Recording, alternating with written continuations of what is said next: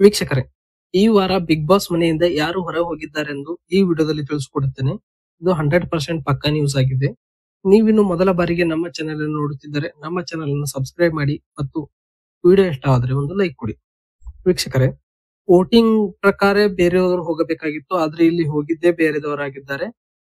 ಈ ವಾರದ voting result ನೋಡುವುದಾದರೆ ಗಿಲ್ಲಿ ಅವರಿಗೆ 68% ವೋಟ್ ಬಂದಿತ್ತು, ಮಾಳು ಅವರಿಗೆ 9% ವೋಟ್ ಬಂದಿತ್ತು, ಧ್ರುವಂತ್ ಅವರಿಗೆ 8% ವೋಟ್ ಬಂದಿತ್ತು, ಧನುಷ್ ಅವರಿಗೆ 7% ವೋಟ್ ಬಂದಿತ್ತು, ಅಶ್ವಿನಿ ಗೌಡ ಅವರಿಗೆ 3% ವೋಟ್ ಬಂದಿತ್ತು, ರಾಶಿಕಾ ಶೆಟ್ಟಿ ಅವರಿಗೆ 3% ವೋಟ್ ಬಂದಿತ್ತು, ಮಲ್ಲಮ್ಮ ಅವರಿಗೆ 2% ವೋಟ್ ಬಂದಿತ್ತು ಮತ್ತು ರಿಷಾ ಗೌಡ ಅವರಿಗೆ 1% ವೋಟ್ ಬಂದಿತ್ತು.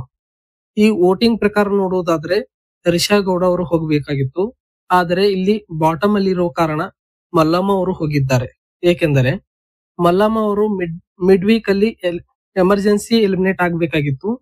ಹಾಗಾಗಿ ಬಿಗ್ ಬಾಸ್ ಅವರು ಇವರನ್ನು 2 ದಿನ ಇಟ್ಕೊಂಡು ಈ ವಾರ ಎಲಿಮಿನೇಟ್ ಮಾಡಿ ಕಳಿಸಿದ್ದಾರೆ. ಬಾಟಮ್ ಅಲ್ಲಿ ಇರುವ ಕಾರಣ ಈ ವೀಕ್ ಅಲ್ಲಿ ಇವರಿಗೆ ಎಲಿಮಿನೇಟ್ ಮಾಡಿ ಕಳಿಸಿದ್ದಾರೆ. ವೀಕ್ಷಕರೇ, ಈ ವಾರ ಮಲ್ಲಮ್ಮ ಅವರು ಎಲಿಮಿನೇಟ್ ಆಗಿದ್ದಾರೆ.